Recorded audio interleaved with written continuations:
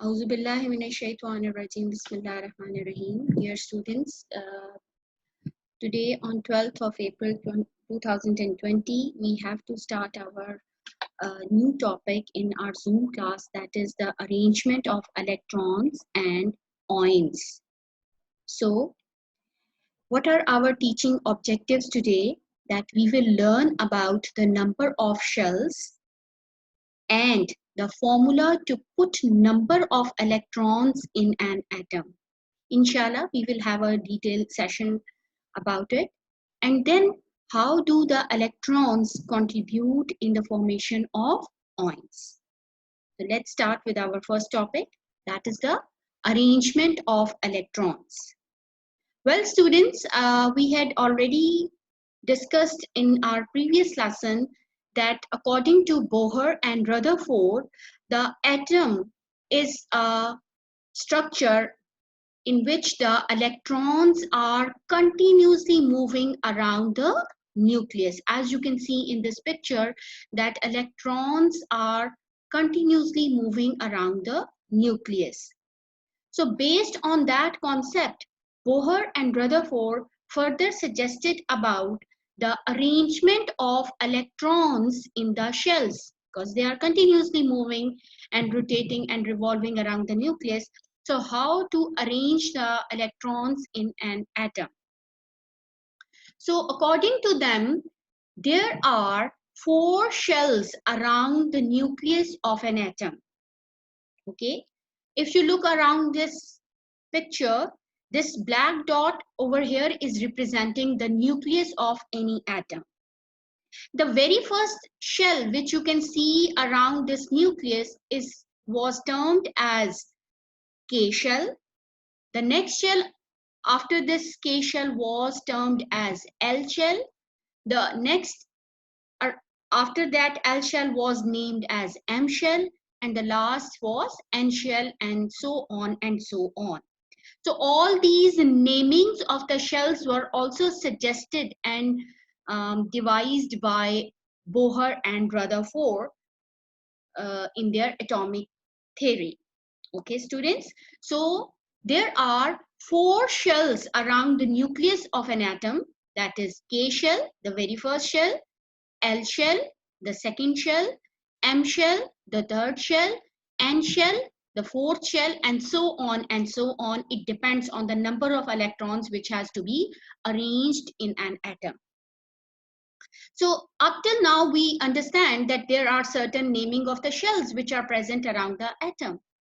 Now the next question is that how and according to which rule we can fill up these shells.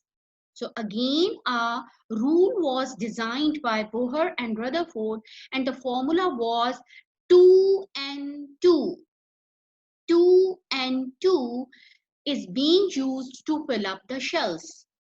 Now, let's have a look how this rule is being followed in filling of the shells by a specific number of electrons. So the letter in N in the formula represent any whole number. That is, it can be 1, it can be 2, it can be 3, it can be 4, and so on. Okay.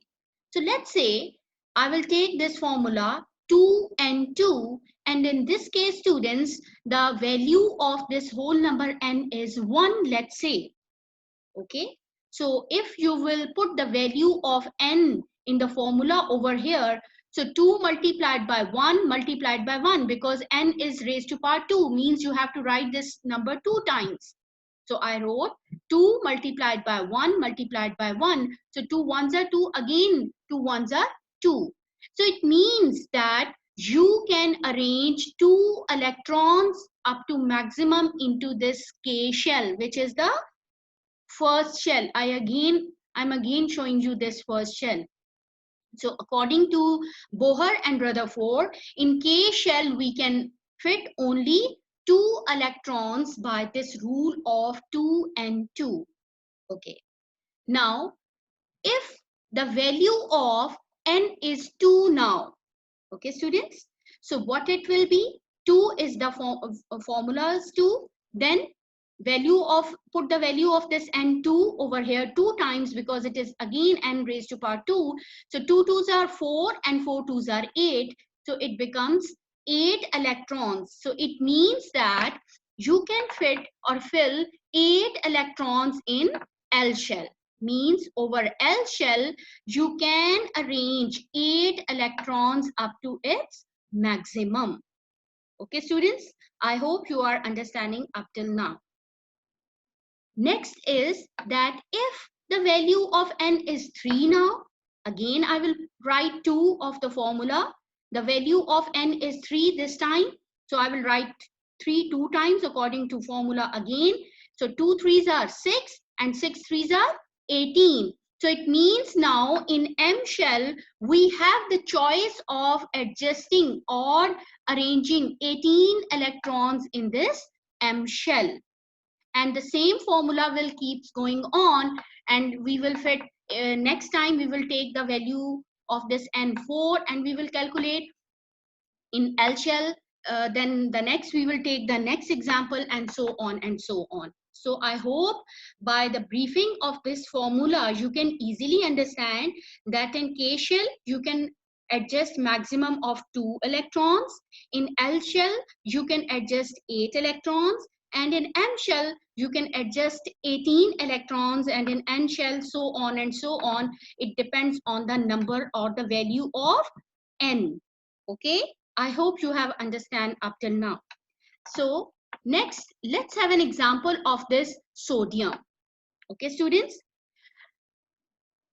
over here I want to mention again that whenever we adjust the number of electrons, we always take into consideration about the atomic number of that atom. Remember, we don't consider mass number over here, because if you recall your previous lesson, mass number is the number of protons and number of neutrons.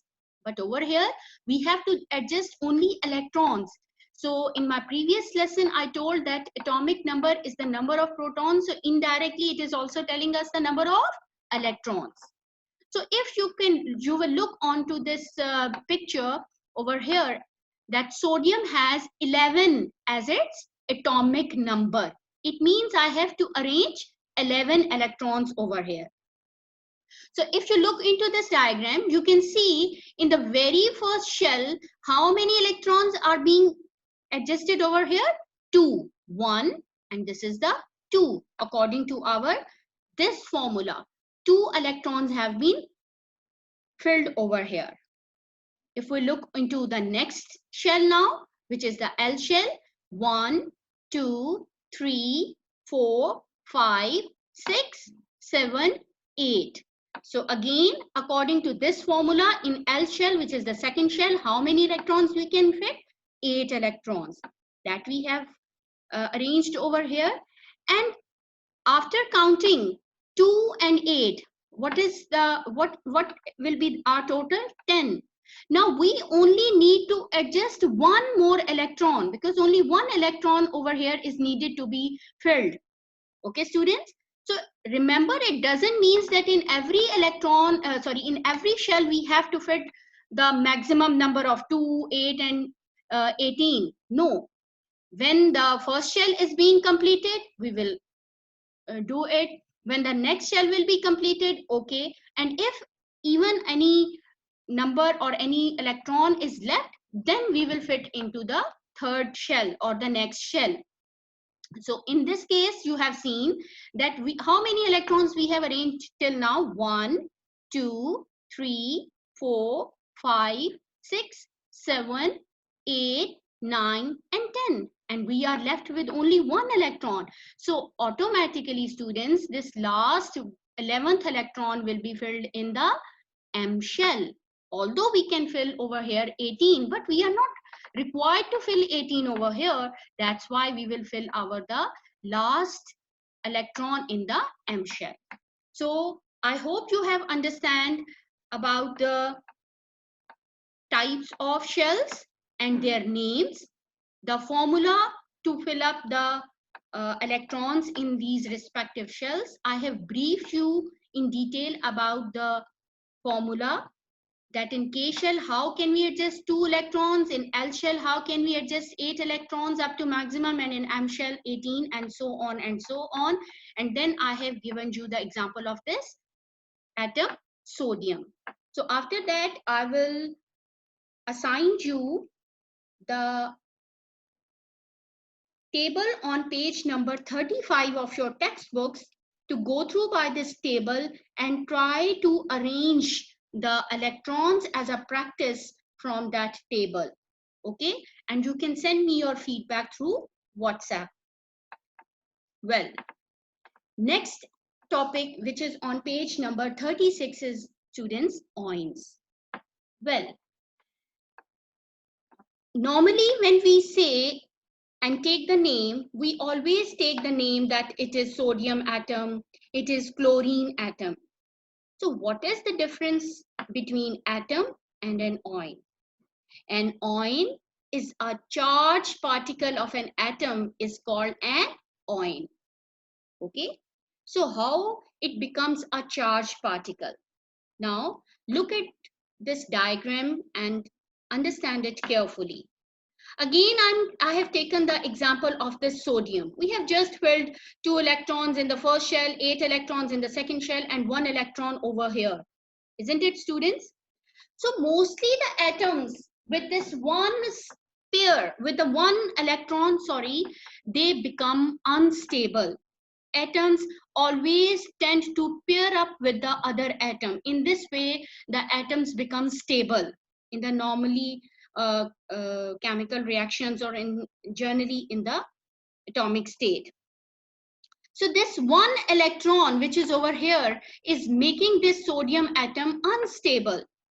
So as this electron will be needed by some other atom, it loses its outer electron and it will now have only 2 shells around it, as you can see, because it has given this last 1 electron to any other atom.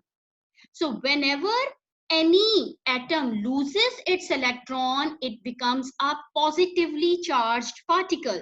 Means in this state we can call this we can call it as sodium ion rather than sodium atom, because it has transferred its one of the last unpaired electron and now it has become stable, because in first shell it can make a pair. Over here you can see this can make a pair, this can make a pair, this can make a pair, and this can make a pair. So it becomes stable. But in this state now we will not call it as sodium atom, rather we will call it as sodium ion. Now the question arises that why we name it as positive? Because listen students carefully, that electrons are negatively charged particles, isn't it? And we also know that the number of electrons and the number of protons are always same. Okay, they are always same. It means that sodium has 11 protons and 11 electrons, but now the sodium has lost or transfer one of its negative ion, but still in the atom of sodium there are 11 positive protons. So because positive charges are more in this situation than the negative charges, so this atom will automatically become a positive charged particle. I hope you have understand it about the positive charge particle. Now let's take the example of this chlorine atom. Okay, students, this chlorine is having, you can count 2 electrons in the first shell, 1, 2, 3, 4, 5, 6, 7, and 8 in the second shell, and in the last shell it has 1, 2, 3, 4, 5, 6, and 7. Okay, again the situation is there that this chlorine atom is again unstable because one of its atom is not in the pair form.